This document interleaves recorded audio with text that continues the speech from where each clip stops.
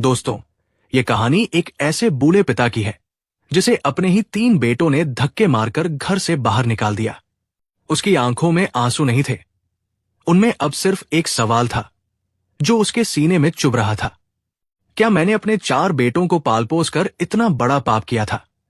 दोस्तों, हम आपसे अनुरोध करते हैं कि आप ये कहानी पूरा जरूर सुने, और यदि आप भी एक माता पिता है तो अपने बच्चे को ये ज्ञानवर्धक कहानी जरूर सुनाएं। तो चलिए कहानी शुरू करते हैं। रामपुर नामक गांव में लक्ष्मण नाम का एक वृद्ध रहा करता था। उसके 4 पुत्र थे, चारों विवाहित थे और अलग अलग गांव में रहते थे। लक्ष्मण अपने बड़े बेटे राजेश के घर पर रहा करता था। उम्र के आखिरी पड़ाव में वो बेहद कमजोर हो चुका था।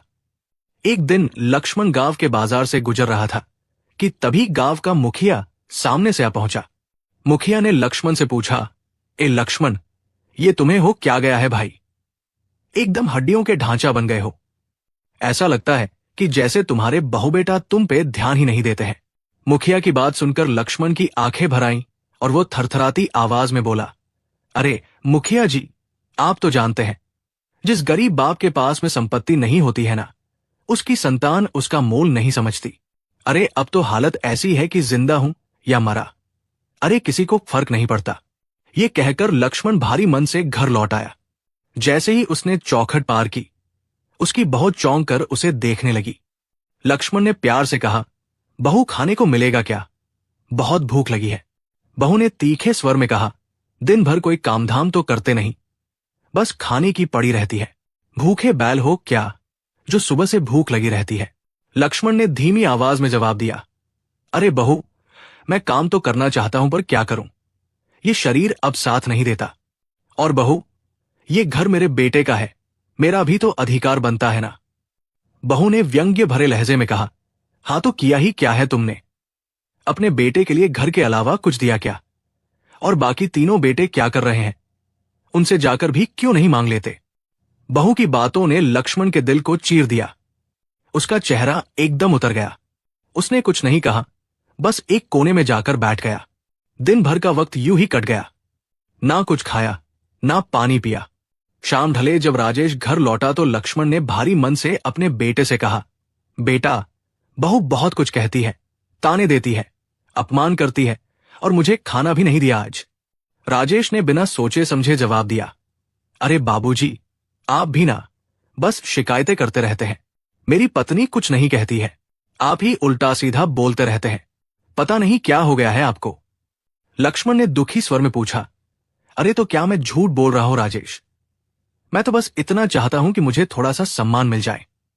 2 वक्त की रोटी ही तो मांगता हूं। राजेश ने कठोरता से कहा, ओहो, तो रोटी तब दी जाती है बाबूजी जब कुछ हाथ बटाओगे। बैठे बैठे रोटी न मिलती, और ये कोई आश्रम नहीं है जहां मुफ्त में खाना मिलेगा। और रही बात सम्मान की, तो वो कमाने से मिलता है, बुढ़ापा या दया से नहीं मिलता है। बेटे के मुंह से निकले ये शब्द लक्ष्मण के हृदय में तीर की तरह चुभ गए।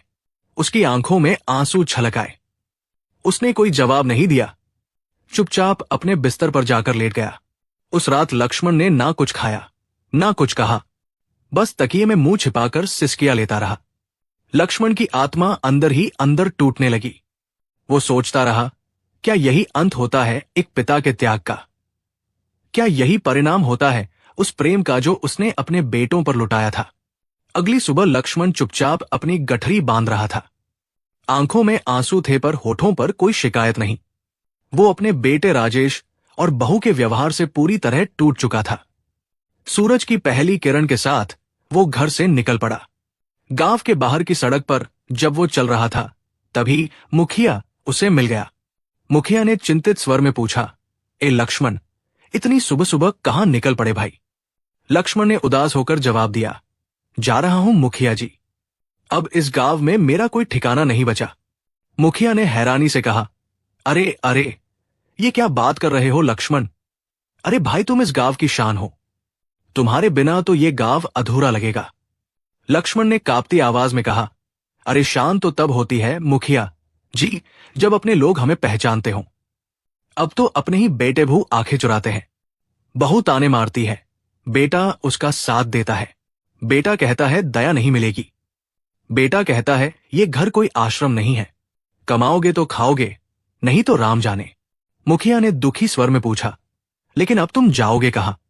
लक्ष्मण ने लाठी टेकते हुए कहा, अरे जा रहा हूं अपने दूसरे बेटे मनोज के पास। शायद वो अपने बूढ़े बाप को पहचान ले। कभी उसे कंधे पर बिठाकर सारे गांव में घुमाया करता था। आज उसी बेटे के पास जाता हूं, शायद उसका कंधा अब मेरा सहारा बन जाए।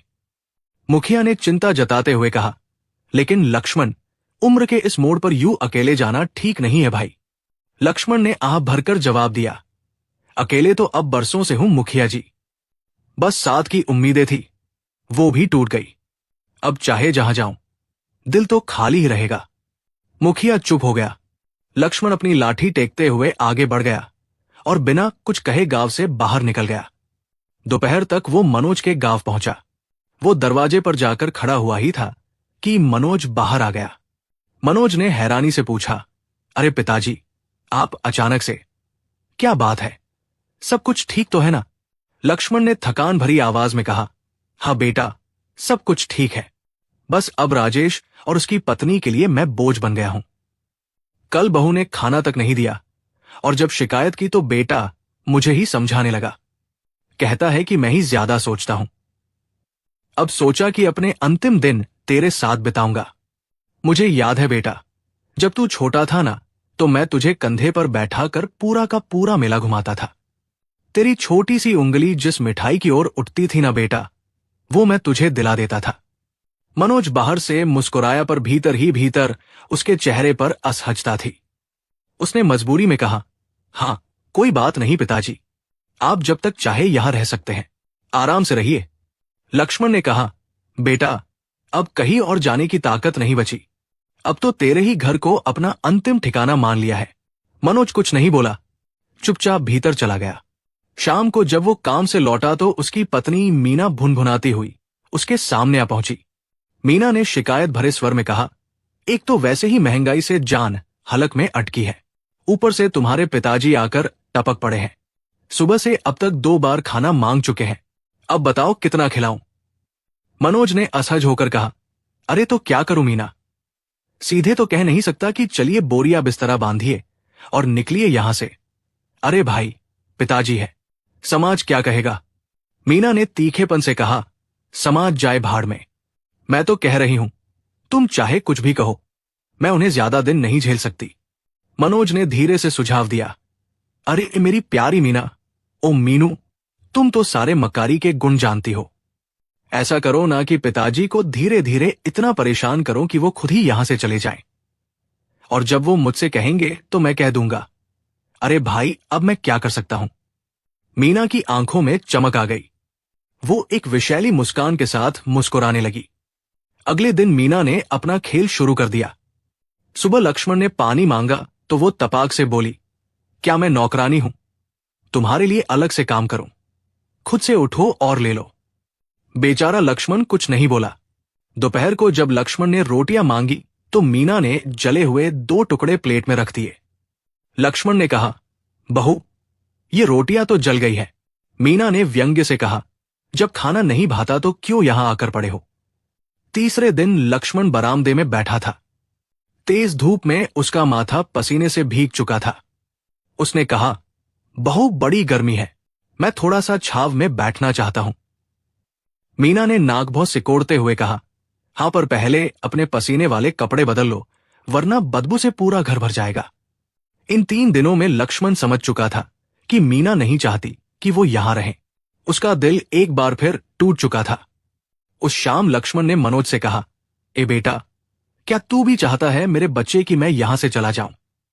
मनोज ने बिना हिचकिचाए जवाब दिया, पिताजी, अब आप मुझ पर सवाल मत उठाइए। आपने ही तो राजेश को सब कुछ दे दिया था, अब मुझसे क्या उम्मीद रखते हैं?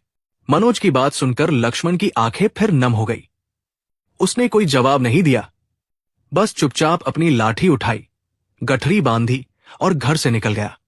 अब की वो उम्मीद की एक और किरण के साथ वो अपने तीसरे बेटे संजय के गांव की ओर बढ़ चला। रात ने अपना साया फैला दिया था। आकाश में तारे छिलमिला रहे थे और धरती सन्नाटे की चादर में लिपटी हुई थी। उन्हीं सन्नाटों के बीच बूढ़ा लक्ष्मण कांपते पैरों से अपने पुत्र संजय के गांव की ओर बढ़ चला। रास्ते में एक घना जंगल था जहां जंगली जानवरों की डरावनी आवाजें गूंज रही थी। काफी आगे चलने के बाद लक्ष्मण को एक पीपल का वृक्ष दिखा। थकान से बोझिल लक्ष्मण उसी के नीचे बैठ गया। गला सूख रहा था, होठ प्यास से फट रहे थे। उसने चारों ओर नजरें दौड़ाई और दूर कहीं झाड़ियों के बीच एक तालाब चमकता नजर आया। लक्ष्मण कांपते हाथों से उठ खड़ा हुआ और जैसे तैसे उस तालाब तक पहुंचा। उसने दोनों हथेलियों से पानी लिया और पिया। कुछ बूंदें हाथ से छलक कर नीचे गिर गई और उसके साथ लक्ष्मण फूट फूट कर रोने लगा। उसने कांपते स्वर में कहा, अरे सुलेखा, देखा तुमने? तुम्हारे बाद मेरे अपने बेटों ने मेरे साथ क्या किया? लक्ष्मण का स्वर कांप रहा था और उसकी यादों में सुलेखा का चेहरा बार बार उभर रहा था। उसने आगे कहा, अरे तुम तो कहती थी सुलेखा कि तुम्हारे जाने के बाद हमारे चारों पुत्र हमें इतना प्यार देंगे कि मुझे तुम्हारी कभी कभी महसूस नहीं होगी। लेकिन आज तुम्हें क्या बताओ? लक्ष्मण की आंखें बंद हुई और उसकी स्मृतियों का दरवाजा खुल गया। ये वो समय था जब लक्ष्मण एक प्रसिद्ध व्यापारी था। उसके पास धन वैभव और प्रतिष्ठा थी।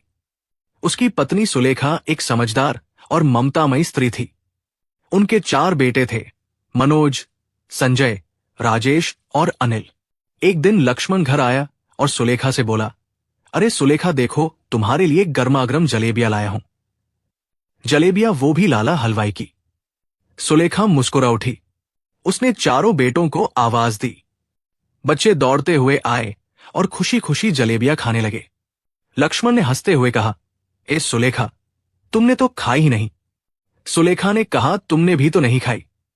हमारे चारों बच्चों ने खा ली, समझो हमने भी खा ली। लक्ष्मण और सुलेखा हंस दिए। उनके जीवन में आनंद था, सुख था और संतोष था।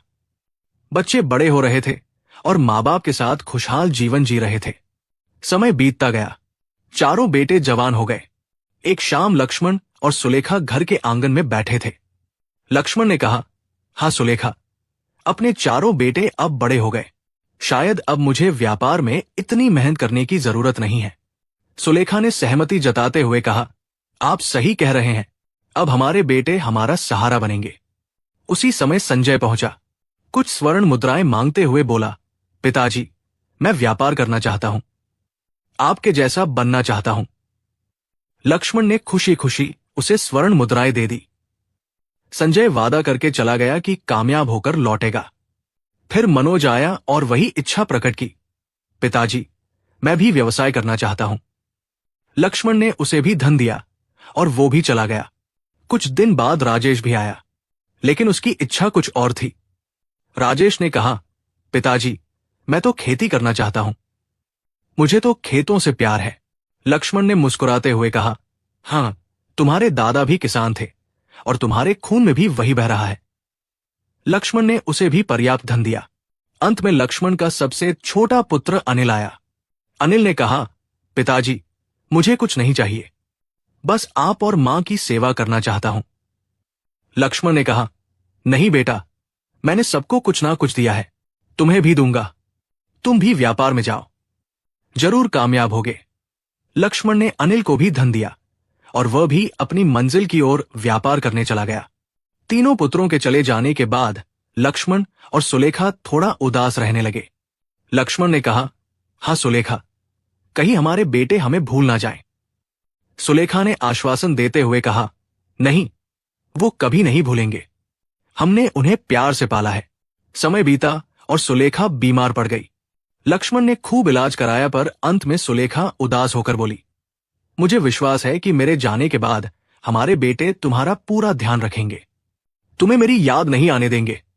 अगले दिन सुलेखा स्वर्ग सिधार गई। लक्ष्मण ने चारों बेटों को बुलाया और सुलेखा का अंतिम संस्कार हो गया। कुछ दिन बाद संजय और मनोज फिर जाने की बात करने लगे। लक्ष्मण ने कहा, बच्चों, तुम्हारी मां चाहती थी कि तुम सब यही साथ में रहो। अब तुम सब सफल हो चुके हो तो तुम्हें बाहर जाने की जरूरत क्या है? संजय ने कहा, अब पिताजी, आप तो जानते हैं व्यापार की जिम्मेदारी है, मैं लौटकर जरूर आऊंगा। मनोज ने भी कहा, हां, मैं भी जल्द ही लौटकर आऊंगा पिताजी। दोनों बेटे चले गए। अनिल रह गया और बोला, पिताजी, मैं मां की अंतिम इच्छा पूरी करूंगा। लेकिन यह सुनकर राजेश क्रोधित हो उठा। राजेश ने गरजते हुए कहा, यह मेरा घर है, मेरा, मैं ही पिताजी को रखूंगा, समझा, और तुझे नहीं रहने दूंगा। झगड़ा बढ़ता गया। लक्ष्मण अनिल को समझाते हुए बोला, अरे बेटा, अब जब सब चले गए हैं तो तुम भी जाओ, तुम भी अपना जीवन बनाओ ना। अनिल भी चला गया।